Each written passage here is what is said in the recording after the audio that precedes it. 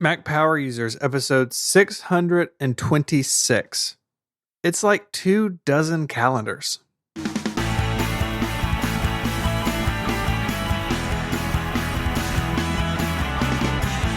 Hello and welcome back to Mac Power Users. My name is Stephen Hackett. I'm joined as always by my friend and yours, Mr. David Sparks. Hello, David. Hello, Stephen. How are you today? I'm good. It's a little weird, a little behind the scenes for a second.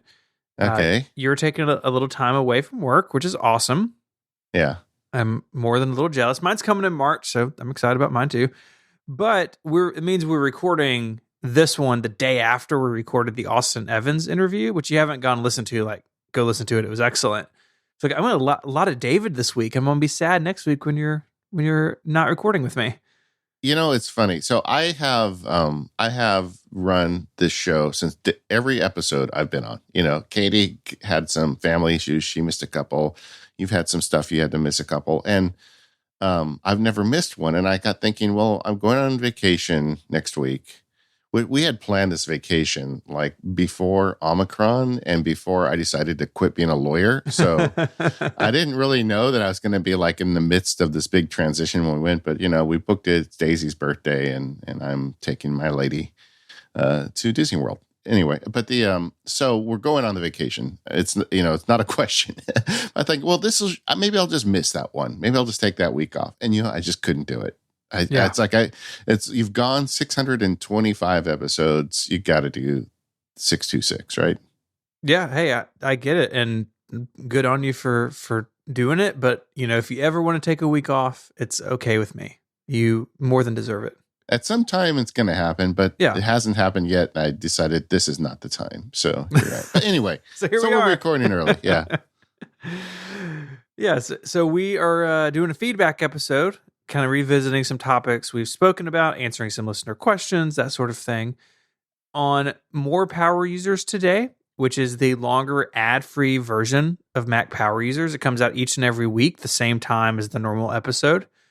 We're going to be talking about the first month of Sparky Lab. So you've been full Mac Sparky in public, at least for a month. And so we're going to kind of see how things are going. Okay. I got things to share. Yeah, there's like a bullet point about RSS and then a bullet point about feelings. So that's good. You know, it's quintessential David Sparks. All right. But something we have been hearing a lot about lately is Dropbox. You know, It's kind of the ongoing thing. Like there was a time when Dropbox launched and we all loved Dropbox, right? And I at the point I remember I was using SugarSync. I read about Dropbox. I got in early. You remember SugarSync? Yeah, dude, you took me back. Yeah, I don't know if they're around anymore. But anyway, Dropbox, I mean, very quickly rose to the top of the pack as a service where you have a folder and you put stuff in it and it's in the cloud and you can pick it up anywhere else.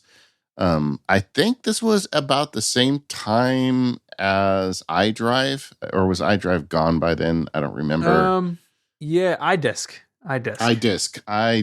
That's it. Yeah, and then, they were contemporaries, I think. So I was using iDisk in college. I just had a PowerBook. I wasn't using I didn't have two computers, let alone an office full of dead ones now. But I used iDisk just to like quote have a backup of some important files, and occasionally, if I didn't have my PowerBook with me, I could log on to like the .Mac homepage and download it. But Dropbox came out towards the end of my time in college. I remember installing it and like kind of being blown away as like this magic folder. Yeah. And obviously they've grown a lot past that initial feature set, which is what has some people worried or upset. Yeah. Well, I mean, iDisk felt like it was running on a iMac G4 under Steve's desk. You know, it just didn't feel like it had a lot of resources behind it. And Dropbox was the first one that really nailed that stuff. And so we had our honeymoon with Dropbox, and, you know, I installed it. I went all in with it. I used it for years. I know we still use it a lot at Relay, and I use it with some of the stuff I do and my other stuff. But there has been a bit of a souring with Dropbox. And if you go back in history, there's a well-reported meeting where the Dropbox founders met with Steve Jobs, and Steve tried to buy them, and they said, hey, we're not interested in selling. And he said it something to the extent of, what you are selling is was it a service? He said, I just looked it up. He said, you're a feature, not a product. Yes. He said, you're a feature, not a product. So you're not going to make it a go of it. And, they told him politely, no. They walked away from a dump truck full of money and decided they could make 2 dump trucks full of money. So they went out and did it. But then Dropbox started getting weird, right? They added, the first thing I remember them adding was like a text service where they had like a text file or notes file. They got very aggressive about trying to grab your photos for you. And just Dropbox started to turn into a lot more than just a folder that syncs files. Yeah. And some of that makes a lot of sense. They have to grow. They need to grow into the enterprise market more because that's where the real money is. And so I don't begrudge them needing to continue to grow and push those things. I think it is. I think where sort of the stress comes is when those things conflict with making a good consumer product, and that has definitely been the case sometimes. Like something like Dropbox Paper, which is that sort of like very light Google Doc competitor. Like it's fine, and I experimented with it. I think we tried using it for connected show notes for a while. It just didn't pan out for us, but it doesn't really get in my way of like, I just need these folders to sync with my coworkers. But some of the stuff they've done with the Mac client in particular over the years and over the last couple of years specifically has rubbed some people the wrong way as it becomes more than just that magic folder. Like an example that I ran into just the other day, I was setting up Microsoft Office on a MacBook Air for one of my kids to do homework and stuff on, and Dropbox has like a deep integration with Office, so you can kind of just save your documents and open them. It's like, yeah, you could do all that with the magic folder in Finder, but it's sort of better integrated in Office. And I was like, oh, I had totally forgotten that they had done that. And it makes sense if you think about their business and where they need to go, but maybe not everybody wants a little Dropbox badge on all their Word documents either. Yeah. And then you add on to it just kind of the bloat that the Dropbox app has become, right? Because they want to put the little tags on the files. And so they're going deeper into the Mac operating system than, frankly, I would like a third-party vendor to do. Yeah. And then also, the way they check for updates, it's very resource intensive, which is a silly thing to say from a guy who's running a MacBook Pro with Apple Silicon. I mean, I got resources to spare. It's not a right. problem, but it still bugs me at a certain level. Yeah, so Dropbox is a thing, and I've talked about it openly on the show, how like I started using iCloud, and now there's a thread in the MPU forums about some people finding out that iCloud is dropping files on them. And no, now that's got me. So I'm running a whole like index now to see if I'm losing anything, but I'm not sure. And it's like, what do I do? Like I have iCloud where I guess Apple's got some issues, and I've got Dropbox where it's super invasive.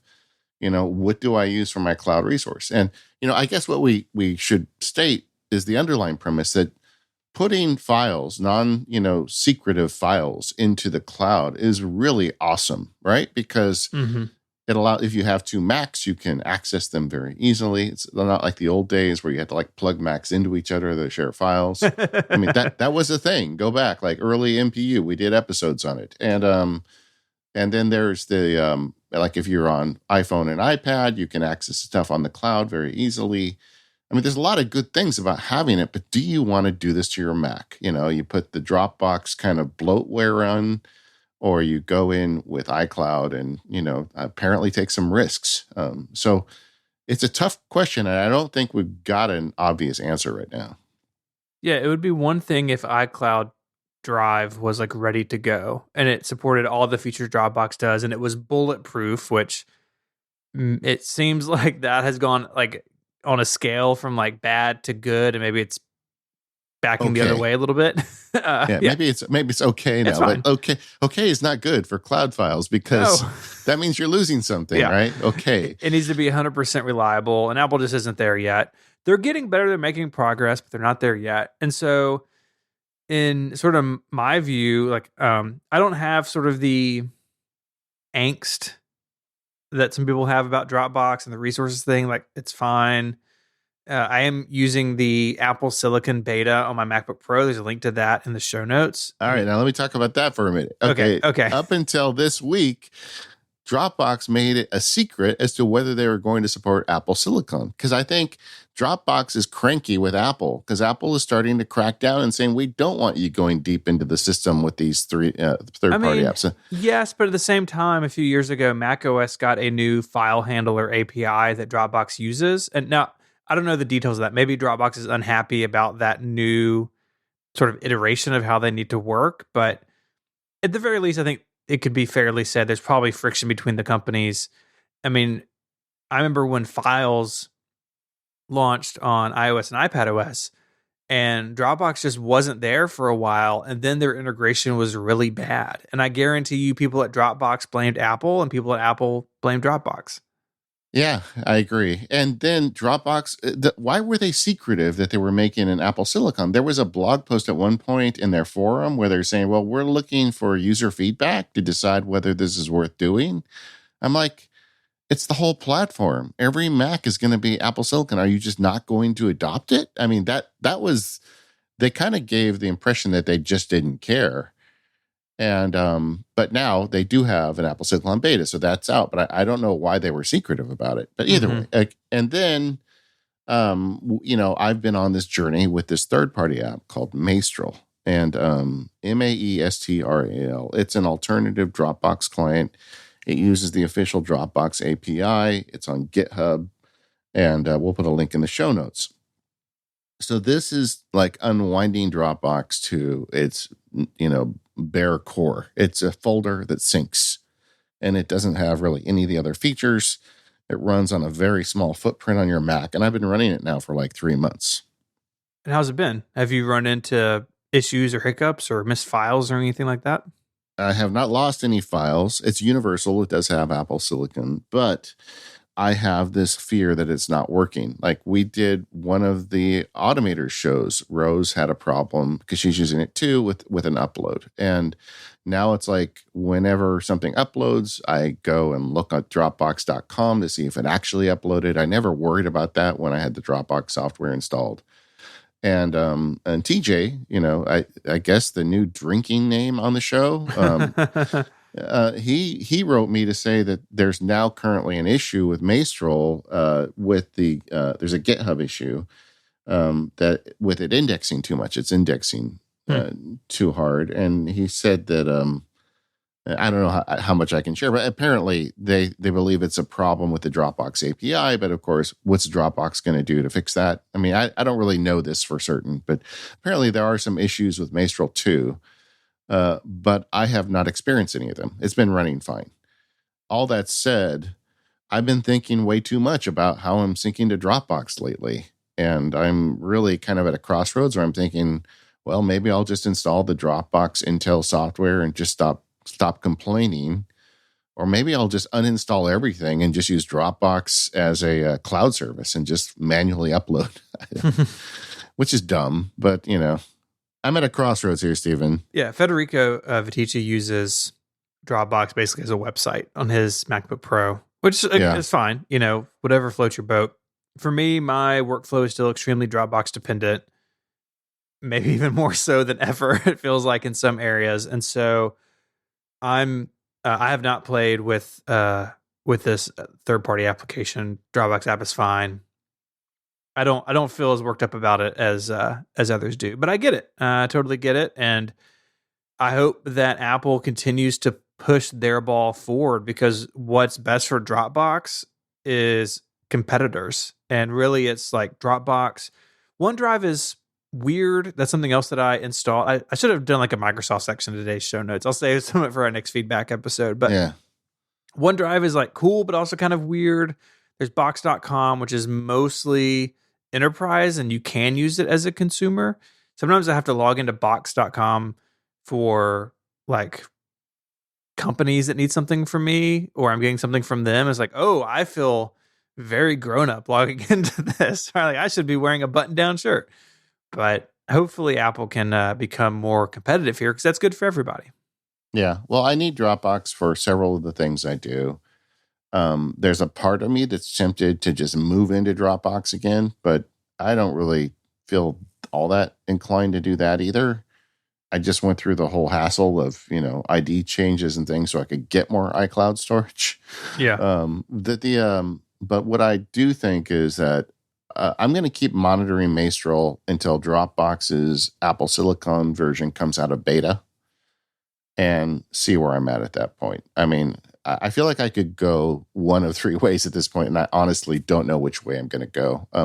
If Maestral figures out whatever problem they have, or if they can get that API repaired, I'm inclined to stick with that because it gives me kind of enough of syncing. I've got a folder on my Mac. I put stuff in there. It goes up to the cloud. Then, you and Jim can get the files from the show. And honestly, I don't use Dropbox for much other than uploading. I don't download from it too often anyway. So I think that would be great. But I'm a little worried about it. I got to look into further, like what this problem is that they're having. I think the second most likely thing would be me just installing the Dropbox app and getting over it like you have. I think the least likely thing I would do is just have to go to the website every time and be moving stuff onto the web. That's kind of nuts too, For sure. Okay, well, there we are. I mean, are you anxious to get rid of Dropbox? No. Yeah, I don't think I am anymore either. I was for a while, but I think I'm over it. Yeah, I am too. If there was something, out there that offered me more, but my workflow with all my coworkers is dependent on it, and so it's more than like just me changing an app. Like if I change my browser or my email client, that really only affects me. But if I were to say, "Hey, I'm done with Dropbox. I'm going to iCloud Drive," like that affects half a dozen people basically instantly, and I'm not in the position to do that. Yeah, and honestly, iCloud doesn't have the feature set that Dropbox does, and like the many ways you can share files and have them expire, and there's a bunch of stuff you can do with Dropbox that iCloud just hasn't got around to yet. In a perfect world, and when I get Tim Cook's job for a day, I would get this fixed and make iCloud just as good, if not better, than Dropbox, and then I would love to not have to pay for two services that way. But I don't know. I'm not sure that's ever going to happen. Is it going to be a thing like everything else with Apple anymore, where they make a basic service, and if you want the pro features, you got to go to the third-party app, and maybe that's just the role where Dropbox plays. Maybe. We talked a lot about that in our recent apps that need polishing episode. Yeah. And that is very much Apple's MO in a lot of ways. And if that's what they want to do with this, that's fine because there are alternatives. But like we spoke in that episode, there are definitely places in Apple's business that you and I and a lot of listeners wish they would push harder. Yeah. What I do wish Dropbox would do is number one is they still do a great job syncing things. I mean, I remember one of the first times I tried it, I had a Mac like on my computer desk and one on my main desk. And from the time it took me to push my chair from one desk to the other, the file showed up and I'm like, oh yeah, this is it. Right. Yeah, that's a cool feeling. And I feel like Dropbox still nails that. And that's their core feature. But I do wish they would be a little more open with the Apple community. Like this whole fiasco about whether or not they're going to make an Apple Silicon app is crazy. And maybe, what if they made like a skinny version of their client? Say, look, you can get the one with all the bells and whistles, or if you just want to sync folders, we've got an alternate app for you. And make their version of Maestral. Mm-hmm. I would love to see them do that. That would give me a lot more confidence in them. Or in the main app, I don't know if you could do this. If in the main app you could just turn off a bunch of features and make it run leaner. It just doesn't seem to me like a cloud syncing app should take over your resources like that. Yeah, no, I get it. And maybe it's being on really high-end hardware where I don't feel like I notice it. And I mean, look, I run plenty of things in my Mac that are over the top. I mean, I have a wallpaper app that changes my wallpaper to a new satellite image of the Earth every 15 minutes. Like there you go. I got lots of stuff running. It's okay. Yeah. That's called downlink, by the way. I'll preemptively answer the question. It's called downlink, and I'll put it in the show notes. This episode of the Mac Power Users is brought to you by SaneBox. Go to sanebox.com/MPU today and stop drowning in email and get a $25 credit. SaneBox learns what email is important to you and filters out what isn't, saving you hours. It works with all kinds of email programs and services, and you don't have to have a special app. When I first tried out SaneBox years ago, I was immediately hooked. I signed up, and I've been a paying subscriber ever since. SaneBox supercharges whatever email platform and applications you use. It's got things like email filtering, so you can have it automatically filter your email for you. When things come in the inbox, if they aren't so important, they get put in the Sane Later folder. Or if it's something that you don't want to deal with right now, you can snooze it and defer it to another day. I often do that with some of my personal stuff. I snooze it until Saturday. Then on Saturday, when I do my personal business, I go through it all. It also has Sane reminders where when you send an email to someone, you can carbon copy or blind copy it to some period of time at sanebox.com. Like I usually use 1 week at sanebox.com. And then I'll send an email to someone, and if that person doesn't reply in a week, then SaneBox lets me know. It's just a great way to stay on top of things. And it's way more than filtering. You can add attachments from Dropbox or other cloud services. And the pricing plans start as low as $4 a month. Now, you can get a 14-day free trial. Just go to sanebox.com/MPU and sign up for it. And you get a $25 credit on any plan. The Mac Power Users audience loves SaneBox. They write us all the time and say, how is it that your podcast does so well with our customers? Well, it's because people that listen to MPU get it, and they want to simplify their email and make it easier, and SaneBox does that. So this doesn't tie you to a specific application. It just adds a bunch of extra services to whatever email platform you want. I love it. I use it every day. So does Steven. To learn more, head over to sanebox.com/MPU and sign up. Thanks so much, SaneBox, for all of your support of the Mac Power Users. All right, so we had an email about a product that we have mentioned, but I don't know if we've gotten to like really get into deeply, the Remarkable. And so Dustin wrote in talking about this. It is a e-ink tablet that comes where you can write on it and sketch and do these things, but it doesn't have like Twitter and YouTube and those things on it. And I think you have some experience with this. So I'd love to just kind of like talk through this product. So I find it very interesting in a lot of ways, but I don't know where it would fit with what I do. Yeah, this is the product. And we mentioned this on a prior show that I tried one and decided it wasn't for me. And I have taken a shellacking for that. I'll tell you. Products like this always have their super fans, I think. Yeah. Well, but let me explain it a little further because I did spend like 3 weeks using it. So first of all, this product is, like you said, it's e-ink with a pencil on it. It's got a nice coated surface with a texture. So when you write on it, it feels more like writing on paper than an iPad will ever feel. It's like the glass versus the paper. There's just a different feel to it. And the e-ink works very nice, and it's only one color, obviously. And the product comes with an app suite built in. You don't like add new applications. There's no app store for it, but it's got basically an app to write notes. And it's also got an app to read EPUB files, and you can do stuff with PDFs. And it's like a traditional pad of paper with some extra features on it. They've got a cloud service, which is now a pay per month cloud service. That's a new change for them. But your files get uploaded to their cloud. They've got apps for the iPhone, iPad, and Mac. So like if you write something down, you open their app on your Mac, the file's right there.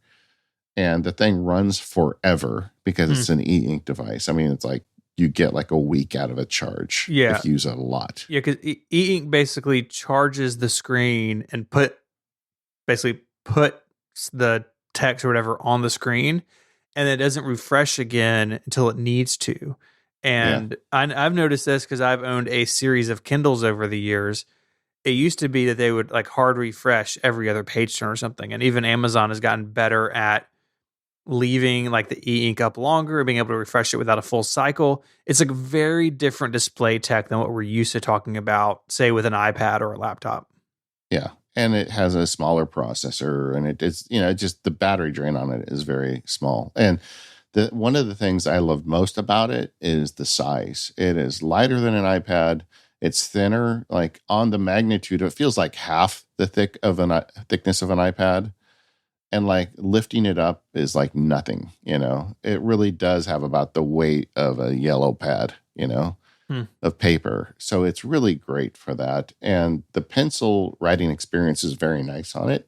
Although it is, it's really meant to be used on a one-to-one basis. Like a lot of the iPad apps, like you can write big and it shows up small. Like GoodNotes has that feature where it gives you like the pen entry line. Mm-hmm. Are you a GoodNotes user? You ever do that? I fiddle with it some. Yeah, so it like opens up a box so you can print large, but it shows up small on the page. Or you can just use your fingers to zoom in and draw and then zoom it back down. While that is kind of possible on the Remarkable, that processor is not up to it. It's like, 1 frame per second or something when you're doing that. So you really don't know what's going on. But just the basic process of writing on it is very simple. And I think that's the reason why so many listeners love it. Because, you open it up and it doesn't, show you your email or anything. It's literally a digital writing pad. The pencil magnetically clips to the side. They've got some nice cases. And you can just take the pencil out and start writing. Like one of the listeners that wrote me about it is a designer. And he keeps it on his desk and he's like, I just sketch out ideas and thoughts on it, and then I save them because they're digital, whereas before he was doing it on paper and there had to be a separate scanning process. And I think a lot of people like it for the quickness of that. And I really think the underlying premise on this product is it replaces a pad of paper. It does not replace an iPad. I think that's the thing I didn't really get till I started using it. It's just so like fundamentally different than something like an iPad. And I think even though they're e-ink, I don't think that's the reason. But I think the reason something like this is attractive to people is the same reason something like a Kindle is attractive to somebody, where it can do several things, but you're not one tap away from social media or the wide open internet or something like that. And so I get it. I don't think I have a place where this would work in my workflow, but I've always been interested in products like this because, like e-ink, you think of e-reading, but yeah, what if we did use that and like did something else interesting with it? I always like products that sort of push on those things, and I would imagine that if you have one of these, that and it really works for you, it probably works for you in a way that maybe other products like don't or can't. Yeah. So there were a couple of things. I bought one and quickly said, oh, this really isn't for me. And I sent it back. They have a very generous return policy, no questions asked, this is good. If you're listening and you're curious, you may want to try one. And then I said on the show what happened. And that's when the shellacking happened. I got like a lot of email from listeners who are like, dude, you totally missed the point. This thing's amazing. And I got so many emails. I'm like, well, maybe I didn't give it a fair shake. So I bought it again. and I used it for 3 weeks, and I really tried to like get my head around it. And I do get it better after the second try, because the first try was not very long. It was like a day or two. And I'm like, oh, I don't want to like mess this thing up. I'm going to send it back to him. Because it just didn't feel like it was giving me anything that I didn't already have with the iPad. Yeah. But no, I what's nice is like you get phone calls, you just pick it up, you start writing notes down, What I wanted to do with it was try and turn it into a journaling device where I could sit and journal on it. But getting that journal entry into Day One was difficult. Day One has a process where you can send an email to a file to a magic email address and gets added, but the file, the graphics format they use on these things wasn't importing to Day One. And then I was thinking, well, I'll save it to the app and then take a screenshot out. And the thing that really kind of killed it for me was the inability to zoom in and have the writing look better. And the pixelation. I mean, because it's e-ink, the writing is not sharp, And if you look at all the like demo versions of it, people write big on it. Like the listener who is a designer draws pictures on it, And I think that it's better for that. Like if you wanted to like write a journal entry, you'd have to write really large letters on it for it to look right. Yeah. And I just kind of decided, you know what, GoodNotes does that already for me. And then the price. I mean, it was like, I think with a case, it's like $600. So I'm like, That's iPad money. yeah, exactly. That's and nice iPad money. yeah, and I had bought an iPad Mini, and I'm like, I can't keep both of these things. And so I used it for 3 weeks. I got a much better idea for it, and I think it is a cool piece of technology. The things that really stood out for me was the kind of the instant on stuff, the battery life, and really the thinness and lightness. I want an iPad this size to be that light. Usually I'm not a big, proponent of saying Apple needs to make everything thinner and lighter, but I think a big iPad that gets this light would be pretty awesome. But it just really, it wasn't going to justify it. And I knew that like, if I go on a trip, I'm not going to bring 2 tablets. And if I'm going to bring one tablet, it's not going to be this one. The other thing is I just don't, I was talking to my kids about this because they one of them is going through she's in a master's program. She's really busy. And she's like, oh yeah, I deleted Twitter and Instagram and stuff. I just need to like focus. And I'm like, that's just never been a problem for me. Social media apps don't draw me out. So like, I actually, because I want to engage with social media, I have to like remind myself to do it. It's not something where like, I'm in line at the grocery store and I'm on social media. My brain just isn't wired that way. So I don't need the restriction. So Remarkable, I sent back, I never did the like, do you know who I am kind of thing, send me a demo. I just bought it. And then I bought it again and I sent it back again. And there were no complaints from Remarkable. I think they're onto something. And I like that this product exists. It's just not for me. And if you're out there and you love yours, I totally get it. But I just don't want another thing. Maybe if it was $100, I would have kept it. I don't know. But it was a lot of money and I didn't feel like I was going to use it enough to justify the purchase. But if this is interesting to you, it's very different from an iPad. If you're somebody who writes constantly on pads of paper and you're trying to figure out where they went, this is a nice replacement because it's digital. Everything gets backed up and you can save the files. And there's a lot of good stuff for it. But ultimately, to me, I view it as more of a replacement for a pad of paper than a replacement for an iPad. This episode of MPU is made possible by Memberful. Memberful is the easiest way to get started selling memberships to your audience, and it's used by some of the biggest creators on the web. Look, David and I both use Memberful, and I've used it for a really long time at Relay FM. It lets us generate sustainable, recurring income while also diversifying a revenue stream away from just advertising. The membership program has been an incredible gift to Relay FM during the 2 years of the pandemic. We had a lot of instability in our ad business. Some of that continues today. But having Memberful by our sides, giving us really great tools to sell and manage memberships has been life-saving. Your business probably had changes in its financial situation over the last couple of years. And now you need a proven solution that's quick to launch so you can stabilize your business and start growing again. Memberful handles the hard stuff so you can focus on what you do best while earning revenue quickly, while leaving you with full control and ownership over everything that relates to your audience, your brand, and your membership.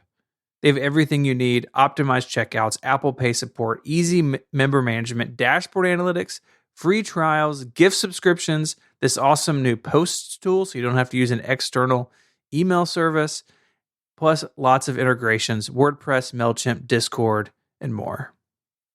So get started for free at memberful.com/MPU. There's no credit card required. That's memberful.com/MPU. Go there now to check it out and see what it could do for your business. Our thanks to Memberful for their support of the show and Relay FM. All right, Stephen, we have been getting a lot of email lately from listeners about photos backup. Like, what are we doing? What are the best practices? And I thought maybe we should just dig in on this in a feedback show. Yeah, it's a complicated subject. There's a lot to it and a lot of moving parts. And so how your photos are backed up and where they're actually stored kind of the first big branch on the decision tree is, are you using iCloud Photos? So this is a service that comes with iCloud where it will sync your photos and their edits and metadata and albums, your whole photo library. It will sync it between your devices and also to the iCloud website, so you can log in and deal with your photos there.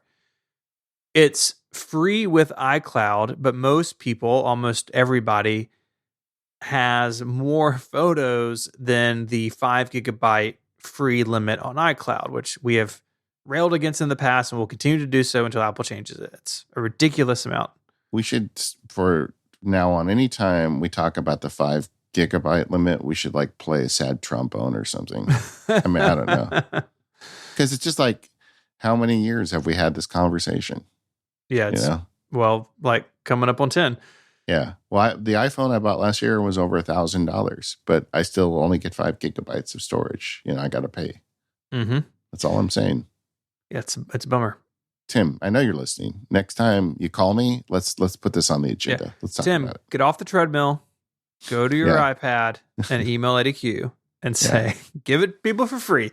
So if you're using iCloud Photo, which you and I both recommend, I think it's well worth the expense each month if you can afford it, because the features really are great. It's dumb that you have to pay for it, but you should pay for it. Yes. Yeah, exactly.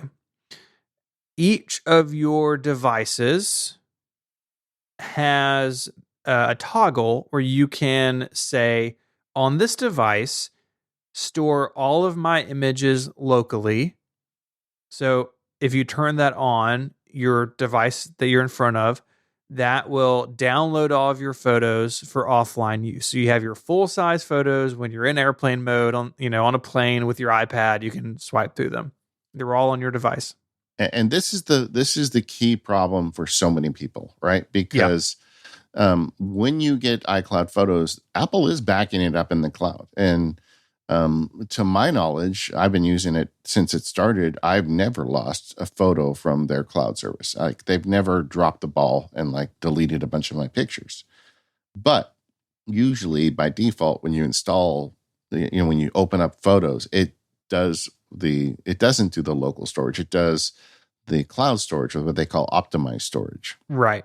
And what that'll do is take up some amount of space on your device, but Apple promises, pinky promise, they're not going to fill your device up, but you don't have really how much control over how large that cache is. So say that you have 100 gigabytes free on your MacBook Air and you have optimized storage turned on, Apple will use some amount of that to download photos locally that you've recently used or recently edited, things like that. You still have access to them all. You have all the thumbnails locally, but what you may see is you double click on a thumbnail and you get a little spinner for a second when it downloads the full res version. And to Photos' credit, the applications do a really good job at making that as seamless as possible.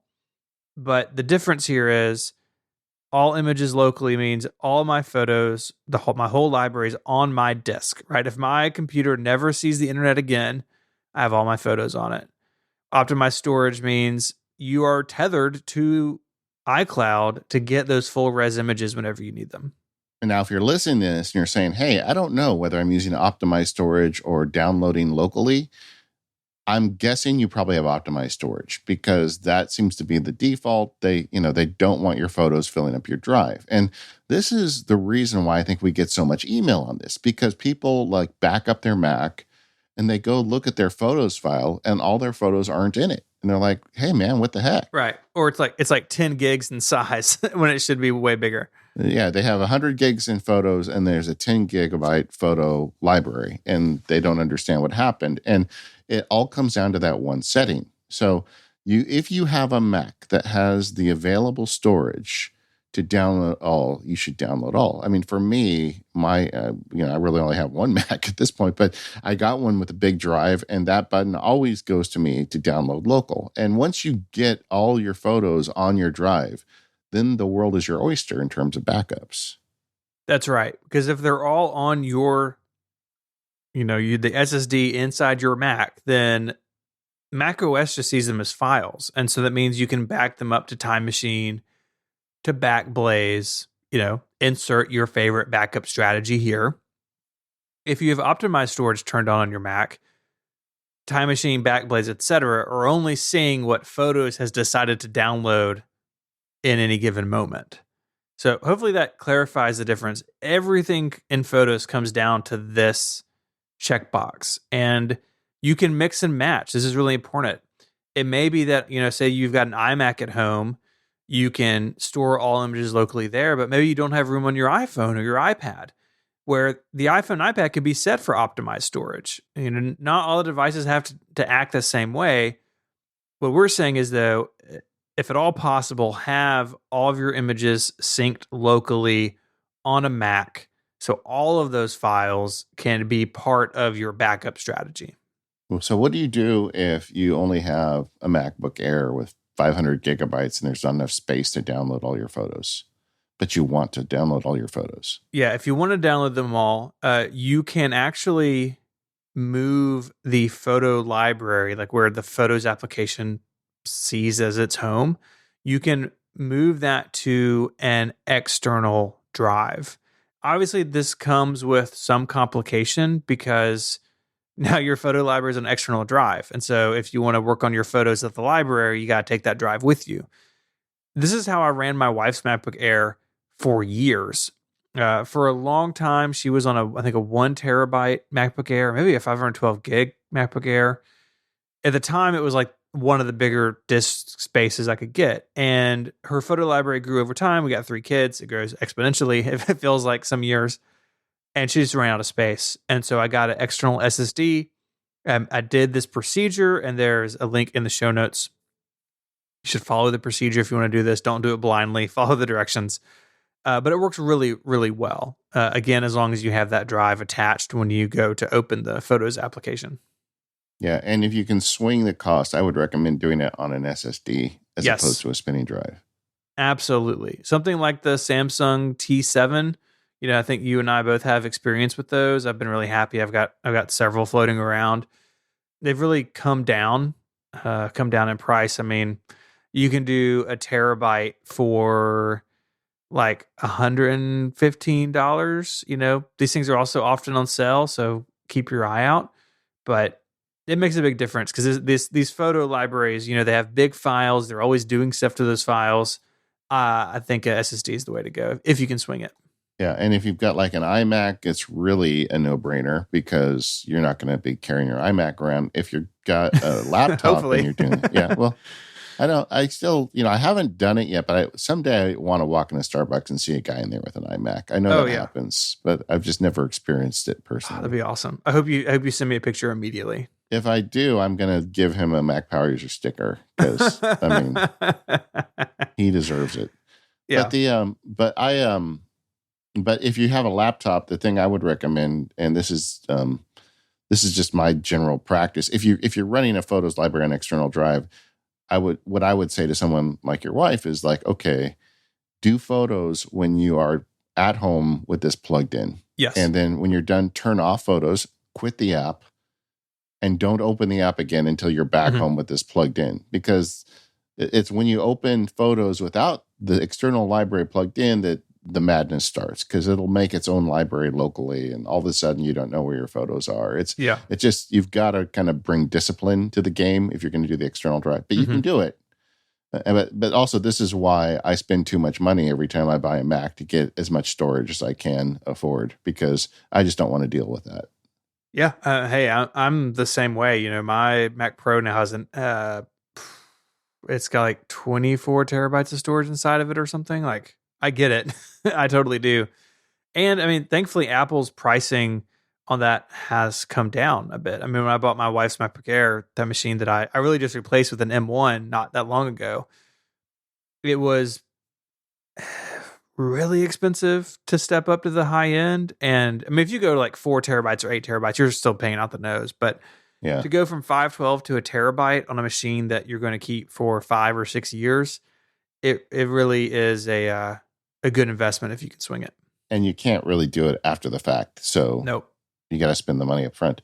Another thing that is a benefit of having them locally is not only can you back up that drive, like, so my internal drive has the photos library on it, all of my backups, and I've got a bunch of them are getting the full photos library treatment. But also, every 3 or 4 months, I run an export function out of Photos. Photos has the ability to export all your images just as an image files into folders. You can even put it in subfolders if you want. And then that's not a photos library. That's just a folder full of your pictures. And then I put that on Dropbox, the underlying theme of today's show, apparently. But I have this storage in Dropbox. I might as well use it. So I just stick them all in Dropbox. And that's just like one more place that I've got them backed up. And I don't store it locally because I've already got it everywhere else. I certainly feel this way, and I think you do too. I think a lot of people do.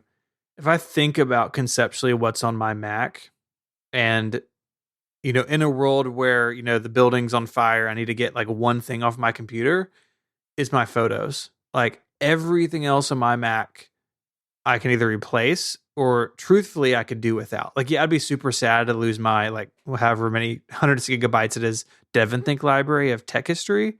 Yeah. But I can rebuild that over years. I can't rebuild my family growing up. And so that, these photos, one reason we talk about this, I think one reason people really want to make sure they get it right is like, this is the one thing you can't recreate on your computer. Well, I've told the story on the show before, and you were a former genius, so you probably got worse stories. But I was at the Genius Bar, and the woman next to me was just like ugly crying, at the Genius Bar, like somebody had died, crying. And I asked, what's going on? And he's like, well, she had all her sorority pictures, her college Mac, the drive failed. Mm-hmm. And there's like nothing we can do. So like she lost basically her whole college experience photos because she never bothered to back them. But this was before iCloud Photos. This was several years ago. But that stuck with me. And that's the reason why whenever it comes up on the blog or the podcast, I always try and hammer it home that, man, guys, find a way to get the picture. Pay the $3 a month or whatever to Apple and buy $100 backup drive and stick it in the closet or whatever. You don't want to be that person that just lost, your entire college experience because a drive failed. Nope. No, you don't. Okay. What about someone who's just going to opt out of iCloud, and just say, I don't want to do that. Yeah. If you don't use iCloud Photo Library, you still have some options. So you can run the Photos application on your Mac, and you can import photos from SD cards or from Finder. That's all acts like normal. And of course, because there's no cloud syncing, all of those will be local on your device. You can back them up. And you can bring in photos from your iPhone and your iPad. You can airdrop them in. You can plug your phone in and import them. And anything on your phone that you want to view, you can sync from Finder or from iTunes if you're on an old version of macOS. You can sync photos to and from your iOS devices, kind of the way we used to before iCloud Photo Library showed up. So still lots of options. In some ways that is simpler, but man, I can't tell you how much I love the ability to have my entire photo library on an iPad. Right, like maybe your kids do this. I know they're older than mine, but my kids, they're all I got elementary school and 2 middle schoolers now. They very often want to see pictures from like when they were little, and dude, it's so great to be able to do a quick search and AirPlay it to the TV and like just flip through photos from a family trip we took 5 years ago. And I don't have to like go get my Mac out and because iCloud Photo Library gives me all of that stuff everywhere. And I really like that. Yeah. I mean, I'll tell you, when your kid's in their 20s, they still want to do it. Like sometimes we're sitting around, my daughter will say, Dad, can I have your phone? And I'm like, why? I just want to look through your pictures. And because my library has more than hers does, from her childhood. And recently I was doing some drive cleanup. I got my good news, man. I got my entire profile down to like 4 terabytes. Whoa. Plus a little extra for like some of the weird stuff. But either way, I took a bunch of, because I had made a bunch of iMovie movies when the kids were little. Remember trailers? Trailers were so awesome. Oh yeah. But anyway, so I made a bunch of those movies and I had them as like freestanding files because this all was generated before iCloud Photos existed. And so I imported all that into the Photos library. So now, like a regular thing we do in our house is sit in front of the Apple TV and stream all those old movies to the TV. It's so fun. But either ways, I think iCloud Photos is awesome. I remember like the 3 or 4 or 5 years leading up to iCloud Photos where there was like the photo service of the month.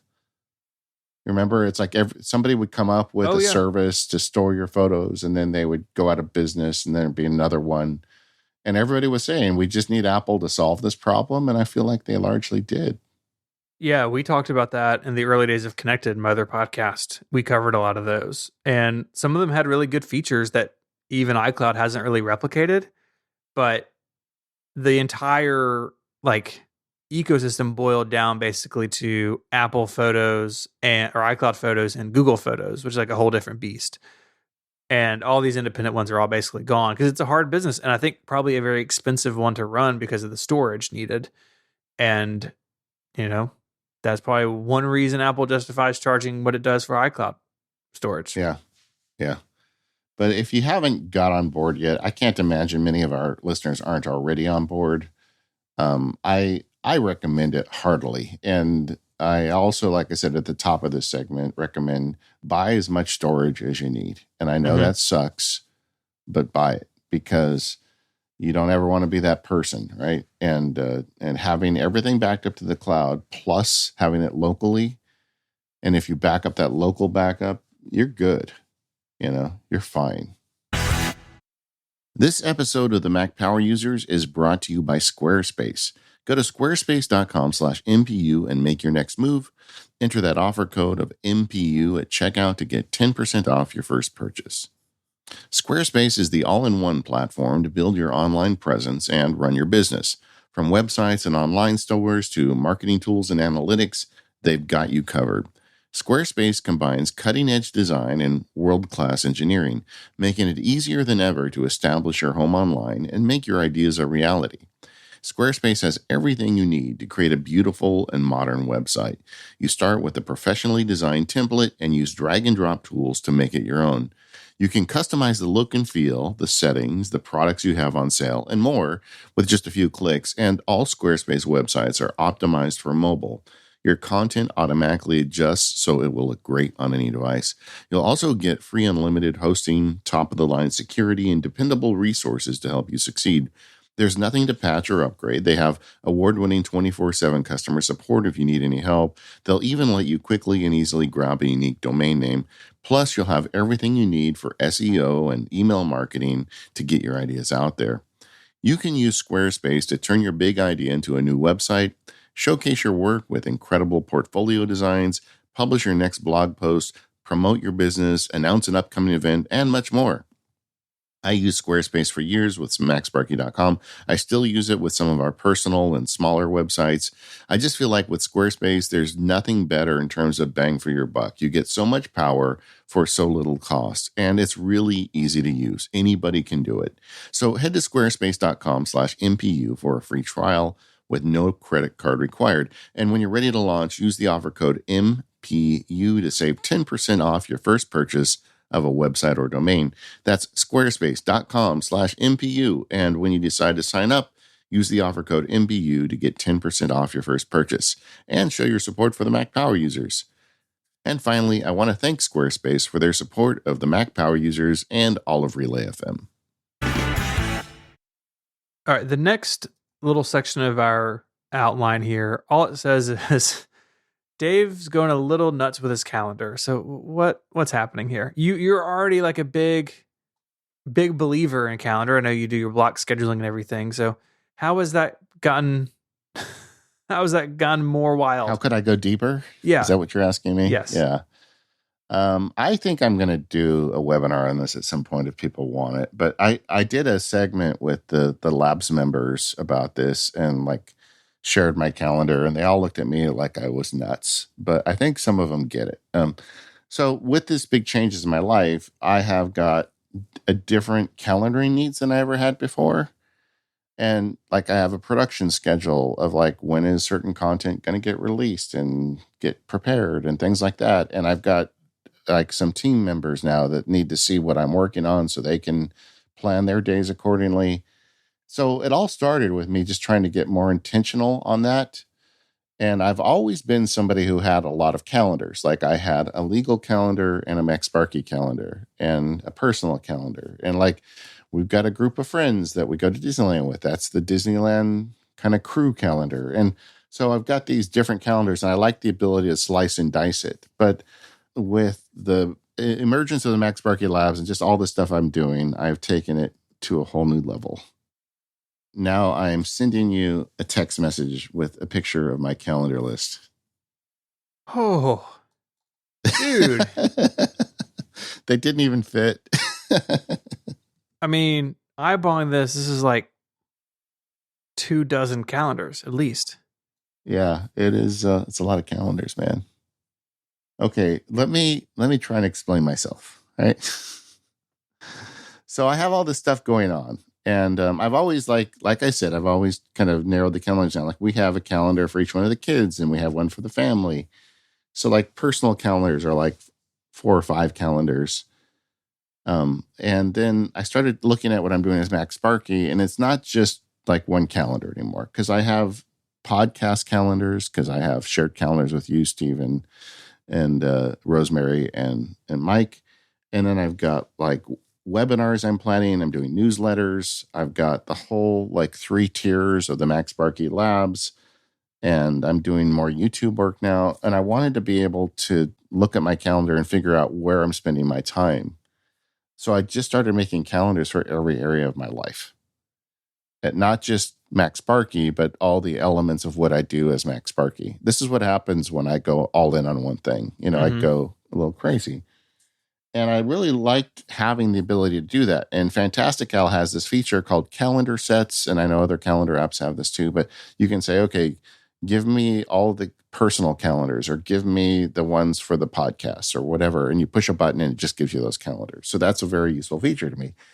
And then I wanted to be able to do more planning in the calendar as well. And when this show comes out, we are going to be just days before Fantastical releases an update with a feature that I am going to take full credit for. Fantastical is adding, because I have been bugging Michael at Fantastical about this for years. And I think he finally just put this in the app, so I would stop bugging him. But they have a quarterly view now.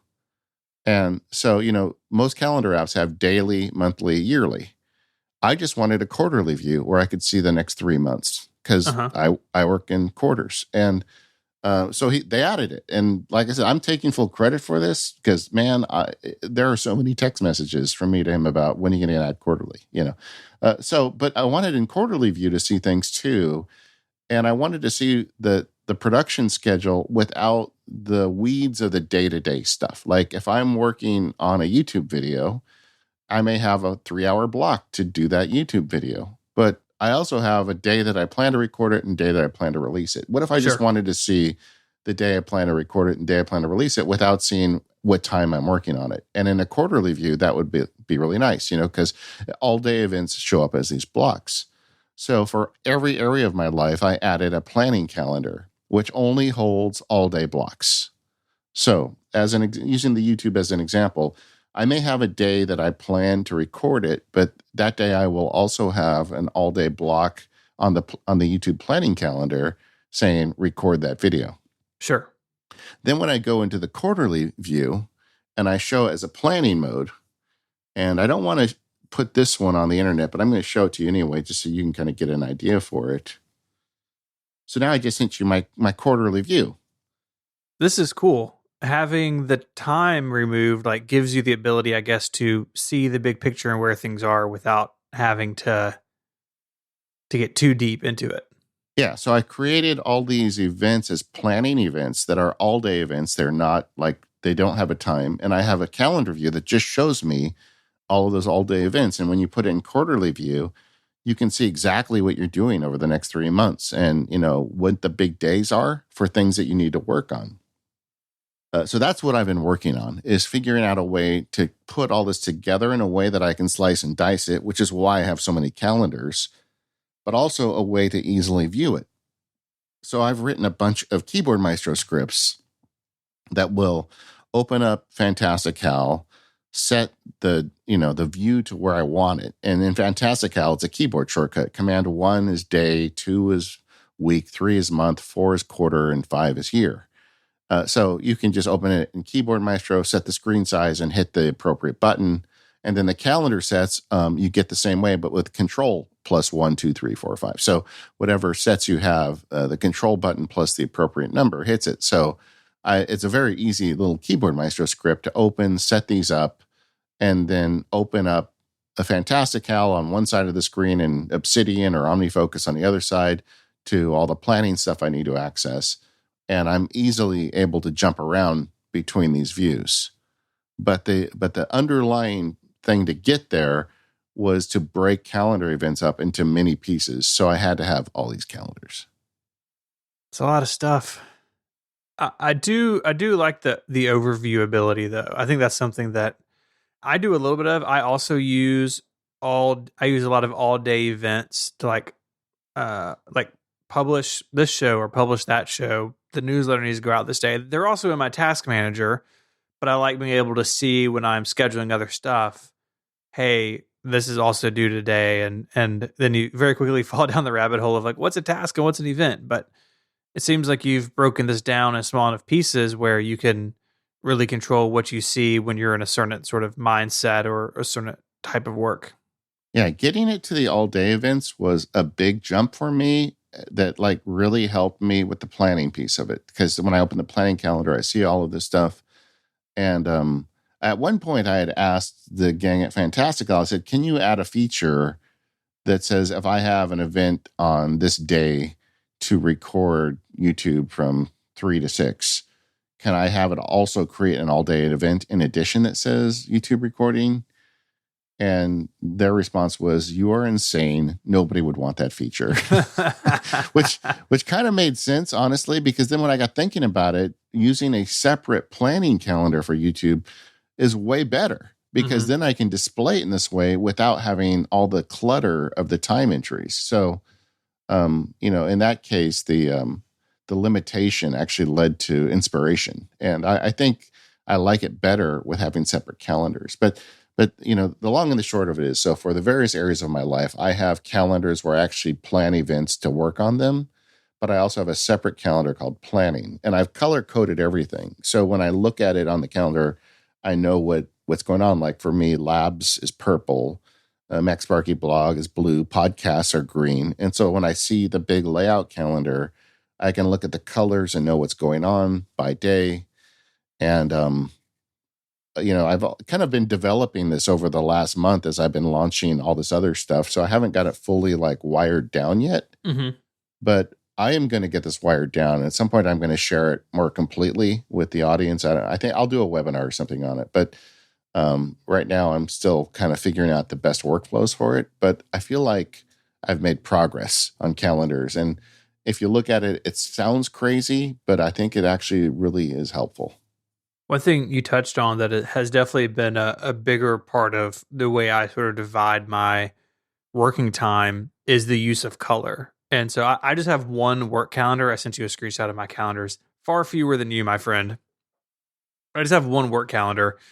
But in Todoist, which is my task manager, and in Timery, where I track my time, I have gone through and like color matched those things. So like all my podcasts are green, all of Relay admin stuff is blue, 5 pixels, of course, is orange. And that has helped me sort of as I just am like looking at my task, my time tracking to kind of, okay, I just know what the colors mean.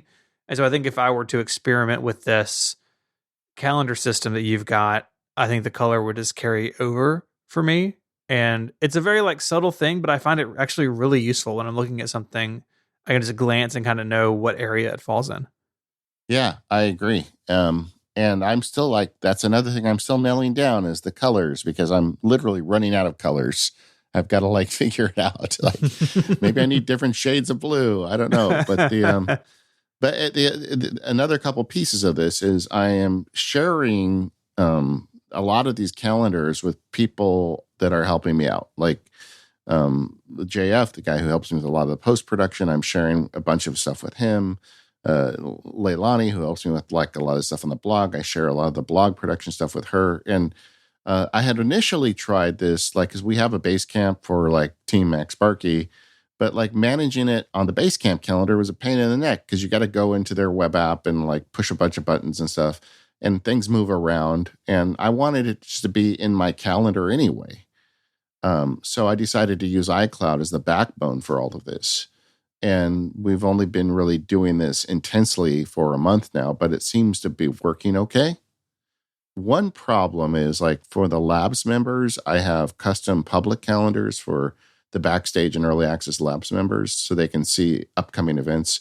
And a couple people, not very many, but a couple are writing me saying they're having trouble getting that link to work, the public link from iCloud.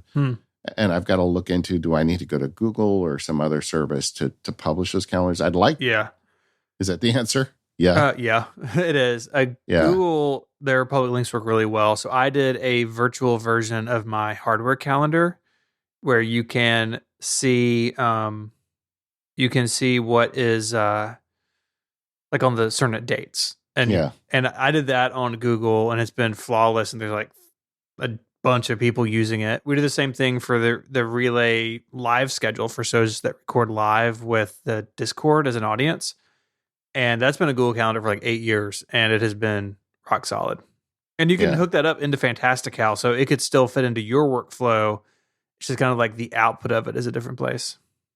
Well, I think that that by the time the show publishes, I will be I'll be doing that then. but so I'm figuring it out. But the big thing is just for me getting my work done. Having these multiple calendars has been really good. I know, most people are like you. They have a work calendar and a personal calendar. I would suggest trying to break that up further and see if that helps you, especially if you're using an app that provides access for calendar sets. Like the basic calendar app doesn't. You'd have to go and click the boxes, which would be madness. Mm-hmm. Part of the reason I just have one work calendar is that I share that. It's an iCloud calendar. I share it with my wife. And that was more important when she was home before she went back to work a couple of years ago. But it was good. Like she knew when I was recording, keep the dog inside, don't come barging into the studio with a baby, that sort of thing. And so now that need is a lot less. Very rarely I have a work event that she would need to know about, at least is like during her working hours. So yeah, I think I have the opportunity. So I may fiddle with this. Yeah. I think we'll put up a screenshot of the my calendar list. I may need to make an edit before it goes up, but I don't want to share the quarterly stuff because there's just too much stuff in there right now. But I have it on good authority from Fantastical that the new edition with the quarterly support will ship in early to mid-February. And I encourage you, if you are a Fantastical user, to give Quarterly View a try. Let them know you love it, so they're like, oh yeah, that guy had a good idea. David sent me. But I do think that putting, and then like the next level for me was the planning calendars, was the all day event stuff, and I did it as an experiment, and like immediately, like within an hour of turning it on, I'm like, oh yeah, this is staying. I'm going to be using this. This episode of Mac Power Users is brought to you by Electric. So you have a whole fleet of Apple devices that you're managing. They used to be arranged neatly, carried to and from an office predictably, handed directly to new team members on their first day, and used precisely for work and always securely connected to the office network. Well, hey y'all, times have changed. They're now strewn across the land. Your company's iPads, iPhones, and Macs are out there connecting to dodgy Wi-Fi, being left behind on flights, moonlighting as a child's toy in playrooms turned work-from-home offices. What could go wrong? Well, thanks to Electric, you don't have to worry. about what could be going wrong because Electric gives you fully supported device management for your Apple products. Electric Device Management automates device provisioning and setup, remotely enforces security and compliance across your fleet, and gives you visibility into your device inventory and health at all times. Electric uses the world's leading mobile device management providers and tops it off with world-class IT support. Fully managed devices. That's the game that you're going to be in with Electric. And they have over 100 IT specialists ready to field your team's requests. Stop stressing over scattered devices. Head on over to electric.ai/MPU to get started. That's ELECTRIC, electric.ai/MPU. And just for taking a qualified meeting with their team, they're going to give you a pair of Beats Solo 3 wireless headphones. That's electric.ai/MPU.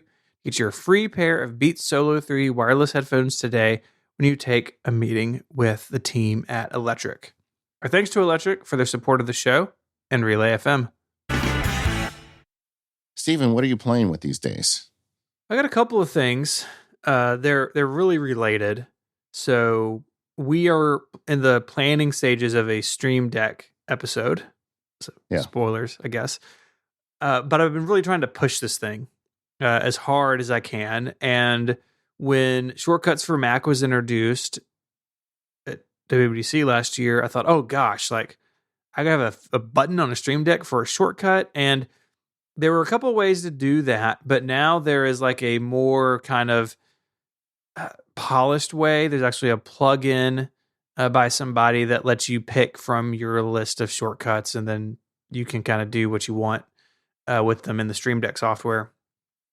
And so I've moved several of my shortcuts out of the Mac menu bar item into just the Stream Deck, and it really is pretty nice. And so intermixed with my other Stream Deck stuff, which are mostly my Stream Deck use falls in like HomeKit, Keyboard Maestro, or Shortcuts, and the Shortcuts one just live intermingled with the others. It's really nice. Yeah, no, that's a really good plugin. I feel like that the Stream Deck and Shortcuts is only going to get better with time. Yeah, and we're already seeing it. There's already plugins showing that run Shortcuts from Keyboard Maestro. I mean, Shortcuts is integrating with the Mac operating system, and Shortcuts is getting better. I mean, there's still problems with it. I still run into issues where, features just really aren't working yet on the Mac, but it's getting better. And I feel like this is a very temporary story about Shortcuts not being fully baked. I feel like once they get it sorted out, it's going to be a much bigger deal on the Mac than Automator ever was. Yeah. I think most of my complaints about it now are actually UI, not feature set. I mean, there's always more to do, right? But I don't feel like the house is on fire like it was maybe before. Yeah. So one of the big things that I have really gotten myself into is this. And it's been like a back and forth on 6 colors between Jason and Dan. Jason doing it in Keyboard Maestro and then Dan doing it in Shortcuts. But this podcast noter workflow. So this is only something I do on this show. So my other shows, Connected and Ungenius, I edit, and I edit them right after we record them. So I don't really edit notes as we go. But Jim Metzendorf edits Mac Power Users, which is why it sounds better than the other shows I'm on, because he's a better editor than I am. And I provide him a list of edit points as we go. Now, he still like goes through the whole show, but this is like things like I really want to make sure that he catches. And what I used to do is keep an eye on the timer and our recording, and I have a text document, and I would quickly tab over and like type the timeout, and then like a little dash, like, crosstalk, or Steven mispronounced a word, or put a chapter marker here, whatever. It was very manual and therefore very fragile. But Jason spent some time over the holiday trying to solve this need because he has it as well. And basically what he came up with was a workflow. Again, I'm using his Keyboard Maestro version, where with the push of a button on the Stream Deck, I get a little window and I can type what happened and hit enter. And then it goes into a text file that automatically pulls the time from Audio Hijack. So if I cough at 1:14:35, then I hit the button and it says 1:14:35 dash cough, whatever I type in there. And it has made my notes, I think, a lot better. Hopefully Jim agrees. I guess if he doesn't agree, he can let me know. I think it's better. And it's just a little button I did on the lower left of my Stream Deck so I can find it without looking at my Stream Deck, which is very important when podcasting, I find. You don't want to move your head a bunch while you're talking. And it's great. And then so it's like Stream Deck and Keyboard Maestro and like this weird scripting stuff Jason did, but it's pretty fantastic. So I've been tinkering with that and fiddling with it. Jason's version had pre-filled text selections, so like cough, digression, mistake, overtalk, etc. Well, my notes for MPU need to be more flexible than that. Those things happen, but also I put, for instance, memberful add, comma, then, and then in quotes, the next chapter name. Well, I can't make that a pre-selected menu item. And so I just have it be a blank text box. So I fiddled with JSONs a little bit, but I've been really happy with it. And I think it makes me, makes my note taking even better during the show. All right. So my suggestion would be that you make a copy of Jason's and you have two buttons, one with a set of pre-populated ones and one with a text file. Yeah. And I think he has done something similar there. The most common thing I note is crosstalk. So that's when we accidentally interrupt each other. And I sort of signify that with an X in my notes. And so that takes care of like almost anything I would need to pre-type. But yeah, I think I want to keep playing with it. But it's just a cool, extremely specific problem that like a handful of people have that Jason solved in honestly a really elegant way. Yeah.